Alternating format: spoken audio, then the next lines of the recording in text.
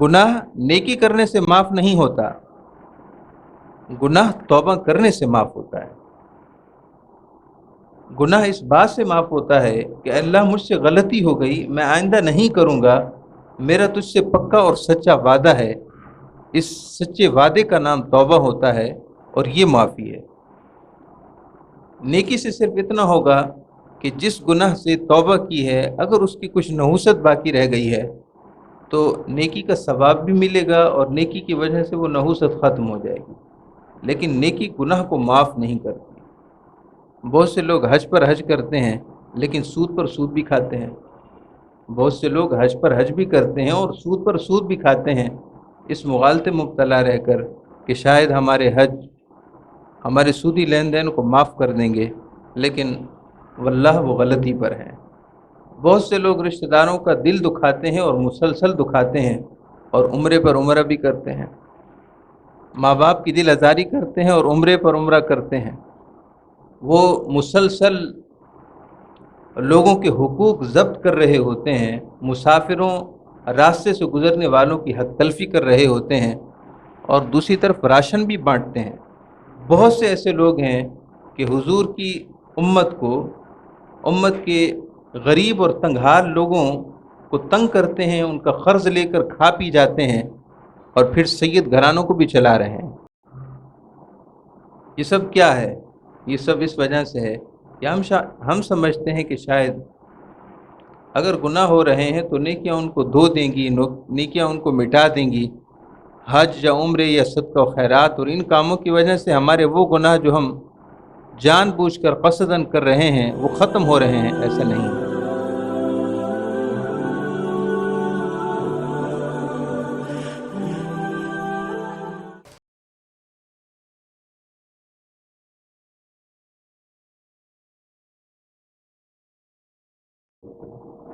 درود پاک پڑھے۔ اللہم صلی علی سیدنا و مولانا محمد وعلی آل سیدنا و مولانا محمد وبارک وسلم۔ ایمان کی حقیقت بہت توجہ طلب یہ معاملہ ہے، اور در حقیقت یہ اصل معاملہ ہے جس کو سمجھنے کی بہت زیادہ ضرورت ہے کہ ایمان کی حقیقت کیا ہے۔ ایمان کی حقیقت سے مراد یا ایمان کی حقیقت کے موضوع سے متعلق آپ سے بات کرنے اور آپ کو بتانے کا مقصد ہرگز کوئی علمی اور دقیق گفتگو نہیں ہے کہ جو اہل علم کے درمیان اکثر باہم ایک دوسرے کے ساتھ کی جاتی ہے۔ یہ خالص علمی موضوع ہے، تو یہاں آج کے درس میں اس سے مراد وہ دقیق اور پیچیدہ اور نہایت الجھا دینے والا موضوع وہ مراد نہیں ہے، بلکہ اہل اللہ اولیاء اللہ کے ہاں ایمان کی حقیقت ہے وہ بیان کرنا مقصود ہے۔ حضور اکرم سرور دو عالم صلی اللہ تعالی علیہ وسلم نے بغیر کسی الجھاؤ کے اور بغیر کسی پیچیدگی کے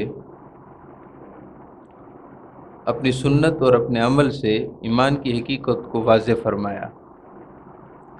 ایمان اگرچہ اعتقاد کا نام ہے، ایمان اگرچہ اعتقاد اور تصدیق بالقلب کا نام ہے، لیکن ایمان کی حقیقت کچھ اور ہے۔ بعض دفعہ زبانی کلامی اقرار پایا جاتا ہے اور دل میں اس کی تصدیق بھی ہوتی ہے، لیکن زبانی کلامی اقرار میں بھی بعض دفعہ نفاق اور عدم حقیقت شامل ہو جاتی ہے، اور اعتقاد میں تو اکثر و بیشتر فسق اور اعتقاد میں خرابی اکثر و بیشتر آ جاتی ہے۔ یہی وجہ ہے کہ ایمان اپنی حقیقت کے ساتھ اپنے ماننے والے کو وہ نور مہیا نہیں کرتا کہ جو نور ہونا چاہیے، کیونکہ ہر شے کا اثر ہوتا ہے، ہر شے کی تاثیر ہوتی ہے، ہر شے کے نتائج ضرور برآمد ہوتے ہیں، اور ایمان سب سے بڑی حقیقت ہے۔ ایمان ہو اور اس کے نتائج برآمد نہ ہوں، یہ کیسے ہو سکتا ہے؟ اس کی مثال ایک روشنی دینے والی چیز کی سی ہے۔ اگر کوئی شے روشنی دینے میں معروف ہو اور وہ روشنی نہ دے تو اس کو روشنی دینے والی شے کا نام رکھنا ہی ایک بے مقصد سی بات ہو جاتی ہے۔ فرض کیجئے کسی کے پاس ٹارچ ہے، مگر وہ نام کی ٹارچ ہے، اس میں سیل نہیں ہے، بیٹری نہیں ہے، یا وہ خراب ہے، اس میں کوئی اور کسی قسم کا مسئلہ اور خرابی ہے، اور وہ لائٹ مہیا کرنے، روشنی مہیا کرنے کا کام نہ دے تو اس ٹارچ کا کیا فائدہ؟ اس روشنی دینے والی چیز کو، روشنی دینے والی چیز کا نام رکھنا ہی بے مقصد ہے۔ تو کچھ ایمان کی حقیقت اہل اللہ اور اولیاء اللہ کے ہاں ہمارے ساتھ کچھ ایسا ہی معاملہ درپیش ہے کہ زبانی کلام اقرار ہے اور دل سے تصدیق بھی ہے، مگر اس کی حیثیت اور حقیقت ایک شمع کی طرح ہے، ایک دیے کی طرح ہے جو تیز آندھی میں ٹمٹما رہا ہو، جو تیز آندھی میں اپنی لو کو اور روشنی کو برقرار رکھنے میں متذبذب ہو، کبھی بھی بجھ سکتا ہے۔ کچھ زیادہ تیز ہوا کا جھونکا چلا تو ہو سکتا ہے کہ وہ دیا بجھ ہی جائے، اگرچہ بجھا نہیں ہے، ایمان قائم ہے، لیکن بجھنے کے قریب ضرور ہے۔ حضور اکرم سرور دو عالم صلی اللہ علیہ وسلم نے ایمان کی حقیقت عام لوگوں کے لیے ارشاد فرمائے کہ رجا اور خوف کے درمیان ہے، بین الخوف والرجا، خوف اور رجا کے درمیان ایمان کی حقیقت چلتی ہے۔ ایمان کچھ اور ہے، مگر رجا یعنی امید، رجا کا مطلب امید، اللہ کی رحمت کی امید، اللہ کے فضل کا امیدوار ہونا، اللہ تعالیٰ کے کرم کا امیدوار ہونا، اور اپنے عمل کو چھوڑ کر صرف اللہ تعالیٰ کے فضل کو سامنے مد نظر رکھنا، یہ رجا ہے، امید ہے، امید رحمت، امید فضل، امید کرم۔ اور خوف کا مطلب یہ ہے کہ اللہ تعالیٰ کی رحمت اور فضل کو تھوڑی دیر کے لیے صرف نظر کر دینا اور اپنے ناقص عمل کی وجہ سے اپنے آپ کو جہنم کا ایسا مستحق سمجھنا کہ اب اللہ تعالیٰ کی رحمت کو بھی درمیان میں نہ لائے اور یہ سمجھے کہ اب تو میرے لیے بچنا محال ہے اور یقیناً میں جہنم ہی میں داخل ہوں گا، معاذ اللہ، استغفر اللہ۔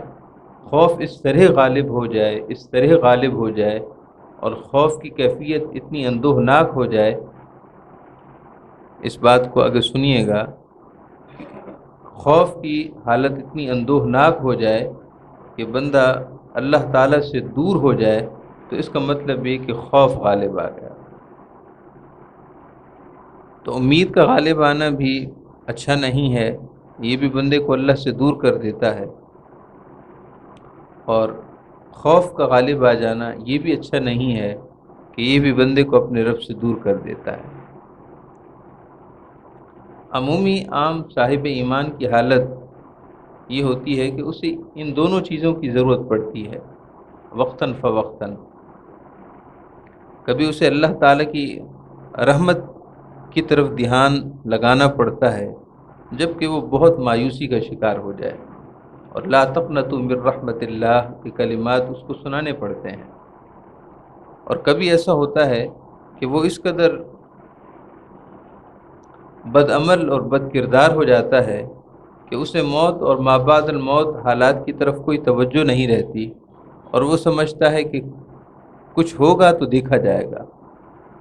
تو پھر ضرورت محسوس ہوتی ہے کہ اسے اللہ تعالیٰ کے عقاب، اللہ تعالیٰ کی طرف سے پکڑ سے ڈرایا جائے، بتایا جائے، اور اسے دھیان دلایا جائے کہ جہنم بھی ہے اور جہنم کی یہ سزائیں بھی ہیں۔ حدیث پاک میں ہے، آپ صلی اللہ علیہ وسلم نے ارشاد فرمایا کہ دوستیوں کو، جہنمیوں کو جن زنجیروں میں جکڑا جائے گا، اگر ان زنجیر کی ایک کڑی دنیا کے کسی پہاڑ پر رکھ دی جائے تو اس کی تمازت، حدت اور گرمی کی وجہ سے وہ پہاڑ پگھل جائے، ریزہ ریزہ ہو جائے، اپنا وجود برقرار نہ رکھ سکے۔ ارشاد فرمائے کہ جو جہنمیوں کو پلایا جائے گا مما ان حمیم، کھولتا ہوا پانی، قرآن پاک میں ہے کہ جہنمیوں کو کھولتا ہوا پانی پلایا جائے گا۔ اگر اس پانی کا ایک قطرہ دنیا کے دریا میں ڈال دیا جائے تو سارے دریا جو میٹھے ہیں وہ اس ایک قطرے کی وجہ سے کڑوے ہو جائیں۔ اور حدیث پاک میں ہے کہ اگر جہنم سوئی کے ایک ناکے کے برابر، سوئی کے معمولی سوراخ کے برابر اگر دنیا پر ظاہر کر دی جائے تو تمام جاندار مر جائیں۔ یہ بھی حدیث کا مضمون ہے۔ جب بندہ بدعمل اور بد کردار ہو جائے تو اسے پھر خوف الہی کی ضرورت محسوس ہوتی ہے، تو ان دونوں کے درمیان میں سفر جاری رہتا ہے، مگر ایمان کی حقیقت کچھ اور ہے۔ محترم معزز سامعین کرام، امام غزالی رحمۃ اللہ علیہ نے یہ ساری تفصیل بیان کرنے کے بعد احیاء العلوم میں لکھا ہے، انہوں نے اپنے زمانے کی بات کی ہے۔ آپ 6 صدی ہجری کے بزرگ ہیں، 6 صدی ہجری کے بزرگ ہیں، اور اس وقت 14ویں صدی ہجری سے ہم گزر رہے ہیں۔ آپ ارشاد فرماتے ہیں اپنے زمانے کے بارے میں کہ اب لوگوں کو امید کے بجائے خوف کی ضرورت ہے، لوگوں کو امید کے بجائے خوف کی ضرورت ہے، اور انہیں خوف الہی پر مشتمل قرآن کی آیات اور احادیث پڑھنی چاہیے، سننی چاہیے، ان پر غور کرنا چاہیے۔ اور آپ فرماتے ہیں کہ امید کی دوا صرف 2 مریضوں کے لیے، امید کی دوا، امید رحمت کی دوا صرف 2 مریضوں کے لیے ہے۔ آپ ارشاد فرماتے ہیں کہ ایک مریض وہ ہے کہ جو اللہ تعالیٰ کے خوف سے اس قدر تڑپ گیا ہو، اللہ تعالیٰ کے خوف سے اس قدر تڑپ گیا ہو کہ اب وہ اللہ تعالیٰ کی رحمت سے مایوسی کا شکار ہو جائے۔ خوف، امید رحمت کی ضرورت یا امید رحمت کی دوا آیات و احادیث اسے پڑھنی اور سننی چاہیے کہ جو اللہ تعالیٰ کے خوف سے اس قدر تڑپ گیا ہو کہ اب اسے اپنی ہلاکت اور بربادی سامنے نظر آ رہی ہو، اور اتنی نظر آئے کہ وہ سمجھے کہ اب تو کچھ بھی نہیں ہو سکتا، تو اس کے لیے دوا کی ضرورت ہے کہ اللہ تعالیٰ کی رحمت کی بات اسے سنائی جائے۔ مثال کے طور پر حدیث پاک میں آتا ہے، نبی اکرم صلی اللہ علیہ وسلم نے ارشاد فرمایا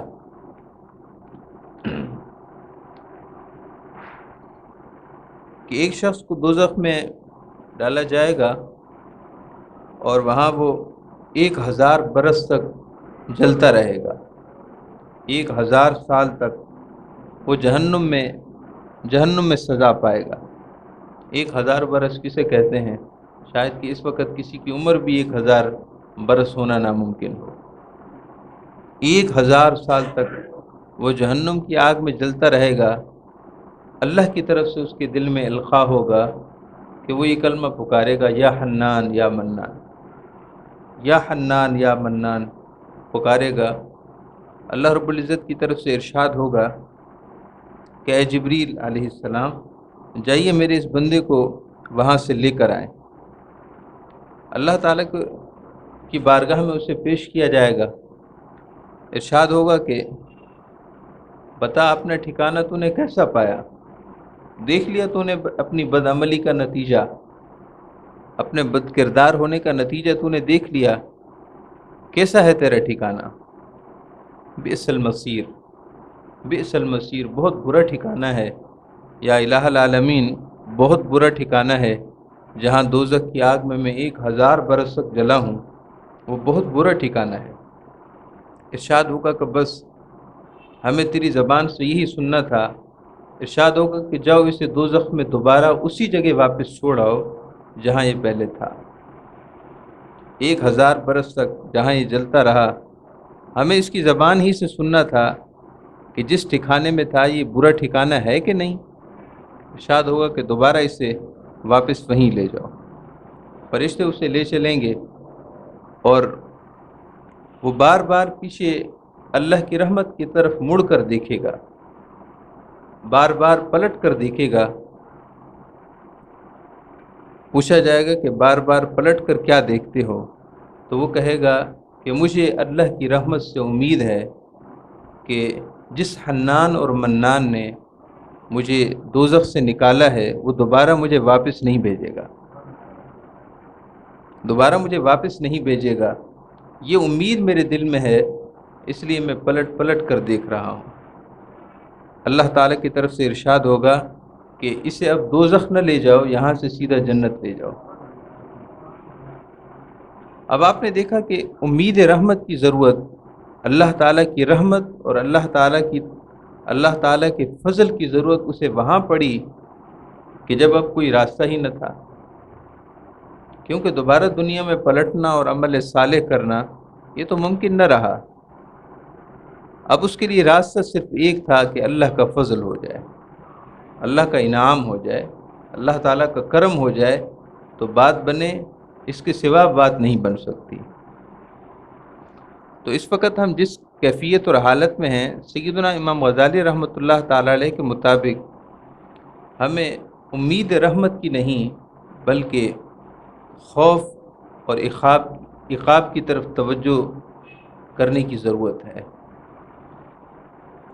لیکن ہمارے ہاں چونکہ مسئلہ سارا یہ ہے کہ لوگ پڑھتے کم ہیں، یعنی علم کی طرف توجہ کم ہے، جو جس کے دماغ میں آیا اسی ڈگر پر چلتا ہے،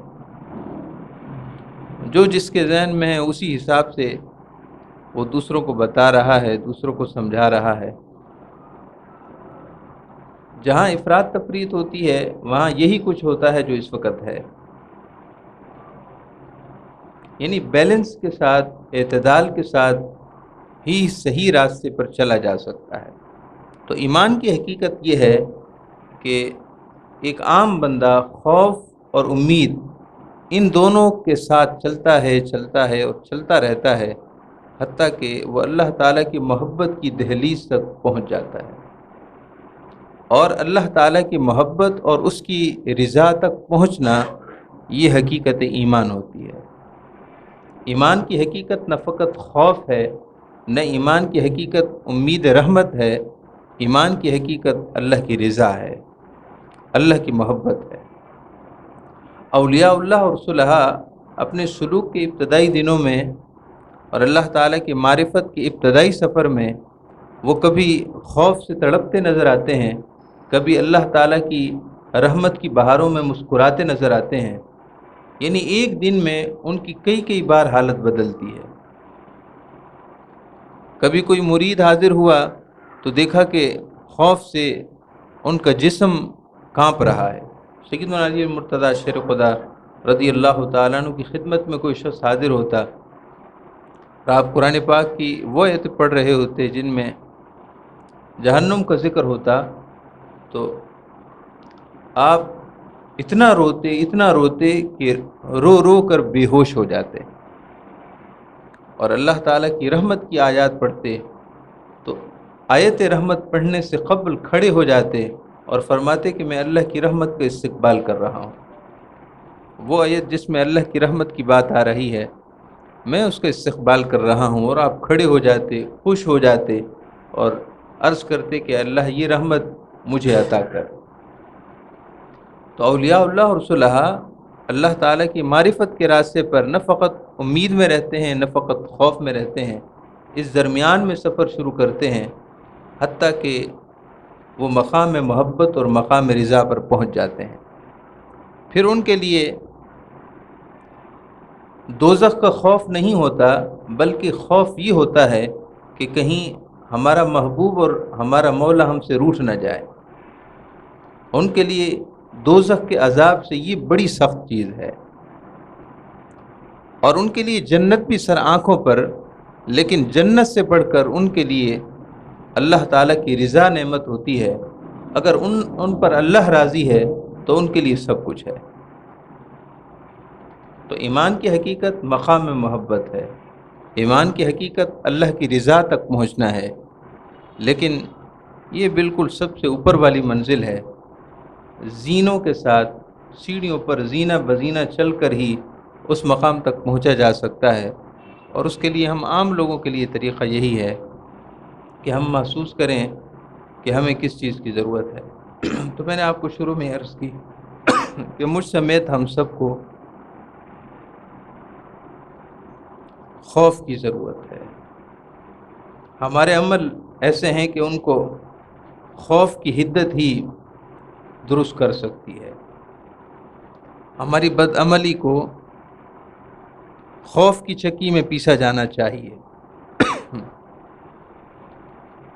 قرآن پاک کی وہ آیات پڑھیں جس میں ایک چھوٹی سی بات پر پکڑ کا ذکر ہے، فَمَن يَعْمَلْ مِثْقَالَ ذَرَّةٍ خَيْرًا يَرَهُ وَمَن يَعْمَلْ مِثْقَالَ ذَرَّةٍ شَرًّا يَرَهُ۔ ارشاد باری تعالیٰ ہے، کسی نے اگر ذرہ بھر کچھ عمل کیا ہوگا تو وہ اس کو ضرور دیکھے گا، ذرہ بھر نیکی ہے تو وہ بھی اس کے سامنے ہوگا، اور ذرہ بھر اگر گناہ ہے تو وہ بھی اسے نظر آئے گا۔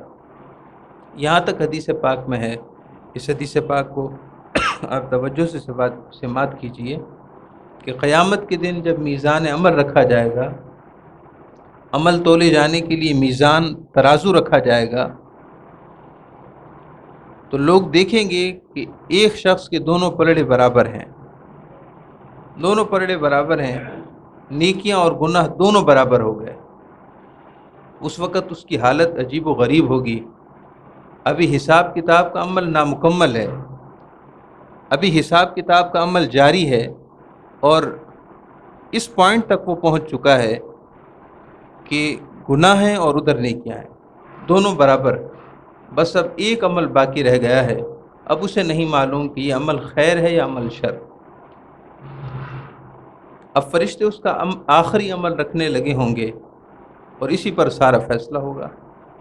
یعنی ذرہ بھر عمل کی اہمیت کا اندازہ اس دن ہوگا، یا ذرہ بھر عمل کے بارے میں خوف کی حقیقت اس دن واضح ہوگی کہ ذرہ بھر ہوتا کیا ہے۔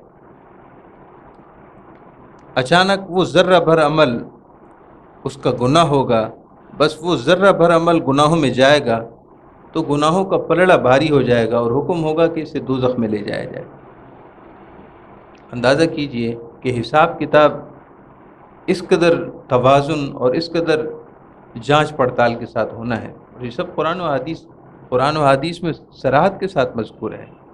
اور ایک ایسا ہی شخص ہوگا جس کے گناہ اور نیکیاں برابر ہوں گے، اور بس آخری عمل رہ جائے گا، وہ خوف میں ہوگا کہ نہ جانے ہوتا کیا ہے، اور وہ ذرہ بھر آخری عمل خیر ہوگا، سو اس کے نیکی کے پلڑے میں جائے گا تو نیکی کا پلڑا بھاری ہو جائے گا، ارشاد ہوگا کہ اسے جنت میں لے جاؤ۔ جب یہ معاملہ درپیش ہوگا تو مخلوق جس کا حساب کتاب ہونا باقی ہوگا وہ خوف سے لرز جائیں گے کہ جب ذرہ بھر کی اتنی اہمیت ہے اور ذرہ بھر پر بھی یا تو جنت یا تو دوزخ کے فیصلے ہو رہے ہیں، کاش کہ ہم دنیا میں ذرہ بھر عمل کی حیثیت کو جانچتے۔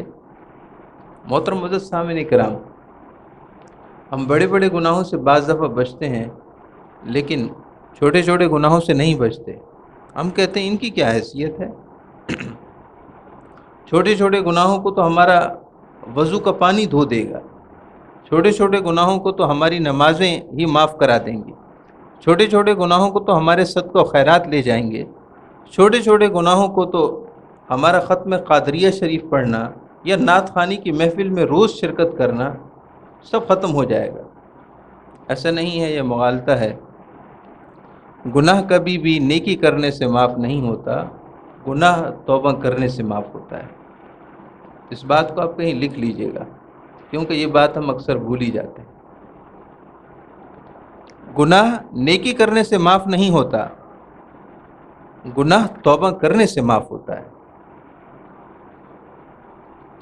گناہ اس بات سے معاف ہوتا ہے کہ اللہ مجھ سے غلطی ہو گئی، میں آئندہ نہیں کروں گا، میرا تجھ سے پکا اور سچا وعدہ ہے۔ اس سچے وعدے کا نام توبہ ہوتا ہے، اور یہ معافی ہے۔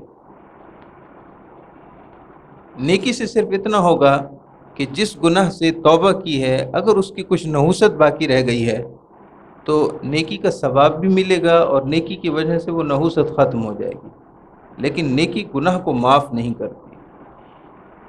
بہت سے لوگ حج پر حج کرتے ہیں لیکن سود پر سود بھی کھاتے ہیں، بہت سے لوگ حج پر حج بھی کرتے ہیں اور سود پر سود بھی کھاتے ہیں، اس مغالطے میں مبتلا رہ کر کہ شاید ہمارے حج ہمارے سودی لین دین کو معاف کر دیں گے، لیکن واللہ وہ غلطی پر ہیں۔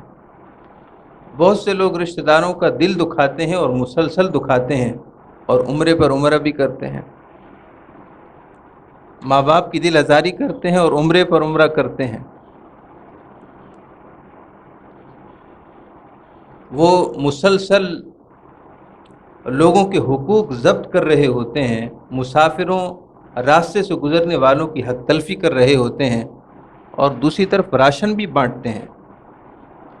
بہت سے ایسے لوگ ہیں کہ حضور کی امت کے غریب اور تنگحال لوگوں کو تنگ کرتے ہیں، ان کا قرض لے کر کھا پی جاتے ہیں اور پھر سید گھرانوں کو بھی چلا رہے ہیں، سادات کے گھروں میں راشن پہنچا رہے ہیں، لیکن دوسری طرف حضور کی امت کو دکھ بھی دے رہے ہیں۔ یہ سب کیا ہے؟ یہ سب اس وجہ سے ہے کہ ہم سمجھتے ہیں کہ شاید اگر گناہ ہو رہے ہیں تو نیکیاں ان کو دھو دیں گی، نیکیاں ان کو مٹا دیں گی، حج یا عمرے یا صدقہ و خیرات اور ان کاموں کی وجہ سے ہمارے وہ گناہ جو ہم جان بوجھ کر قصداً کر رہے ہیں وہ ختم ہو رہے ہیں۔ ایسا نہیں ہے، ورنہ کیوں ہوگا قیامت کے دن کہ وزن نیکی کا بھی ہوگا اور گناہ کا بھی ہوگا۔ اگر نیکیاں گناہوں کو کھا جاتی تو صرف نیکیوں ہی کا وزن ہوتا، حالانکہ ایسا نہیں ہے، ایک طرف گناہ ہوں گے ایک طرف نیکیاں ہوں گی۔ اس کا مطلب یہ ہے کہ نیکیاں اپنی جگہ تھیں، انہوں نے گناہوں کو ختم نہیں کیا، گناہ تو وہ ختم ہوتے ہیں جن سے سچی توبہ کر لی جائے۔ تو حضور اکرم سرور عالم صلی اللہ علیہ وسلم نے ارشاد فرمایا کہ ایمان اپنی حقیقت کے ساتھ قائم رکھو، اپنے گناہوں کی وجہ سے اللہ کی پکڑ کا خوف ہونا چاہیے، اپنی بدعملی کی وجہ سے ہر وقت خوف زدہ رہو۔ سیدنا آدم علیہ نبینا و علیہ الصلوۃ والسلام سے سہون بھول کر خطاً انہوں نے اس ممنوعہ شجرہ سے جس درخت سے منع کیا گیا تھا ان سے انہوں نے کھا لیا۔ قرآن پاک کا ارشاد ہے کہ فنسی ولم نجد لہو عزما، ان کا ارادہ نہیں تھا، وہ اس وقت ذہن میں ان کے خیال نہ رہا، بات یاد نہ رہی اور کھا لیا۔ یہ کوئی گناہ نہیں ہے، خطا بھی نہیں ہے یہ تو، لیکن آپ اندازہ کیجئے کہ وہ توبہ ہی کرتے رہے اس بات پر، اپنی ساری زندگی وہ توبہ کرتے رہے، اور حدیثوں میں پڑھی ہے قیامت کے دن جب حساب کتاب شروع ہونے کی سفارش اور شفاعت کے لیے اللہ کی ساری مخلوق ان کے در پر حاضر ہوگی تو وہ کہیں گے کہ نہیں، مجھ سے غلطی ہوئی تھی، اس وجہ سے مجھے اللہ تعالیٰ کی بارگاہ میں جاتے ہوئے مجھے خشیت ہے کہ کہیں اللہ تعالیٰ اس کے بارے میں پوچھ نہ لے۔ ہم کہاں کھڑے ہیں؟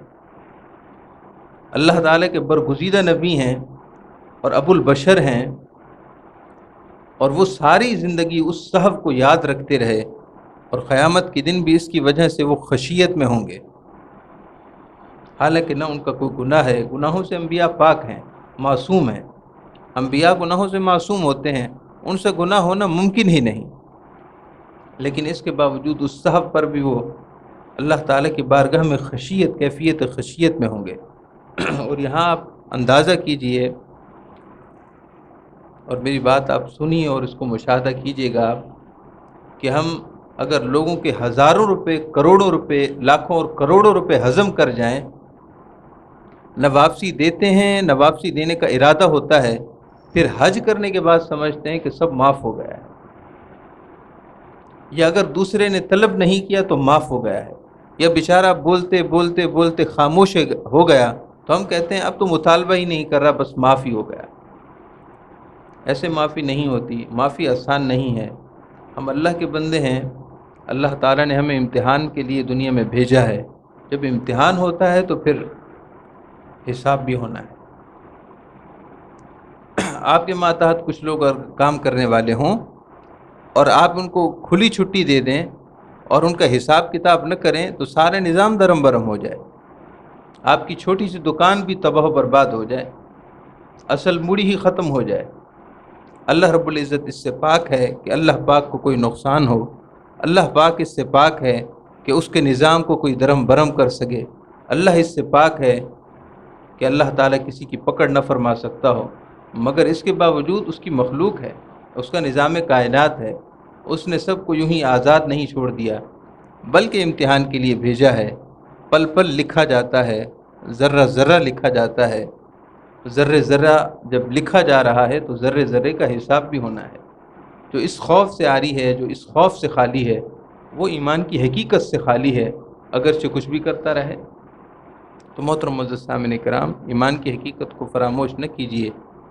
اللہ تعالیٰ کی رحمت کی امید بھی برحق ہے، لیکن خوف غالب رہنا چاہیے، اس لیے کہ آج کے دور میں ہمیں اپنے گناہوں کی وجہ سے خوف کی بہت زیادہ ضرورت ہے۔ یہی خوف ہی ہمیں دوبارہ جادہ حق پر اور جادہ صراط مستقیم پر دوبارہ گامزن کر سکتا ہے۔ اللہ تعالیٰ ہم سب کو صحیح راستہ سمجھنے اور اس پر عمل کرنے کی توفیق عطا فرمائے۔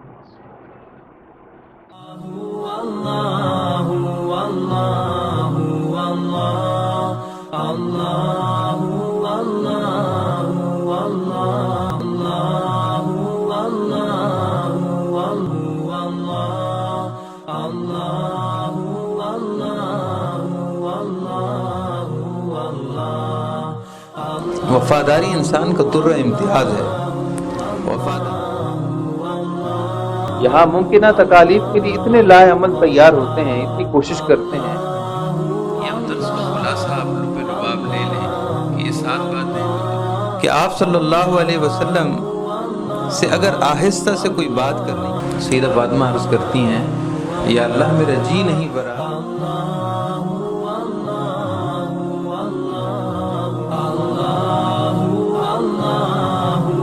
حدیث صحیح ہے کہ آپ صلی اللہ علیہ وسلم نے ارشاد فرمایا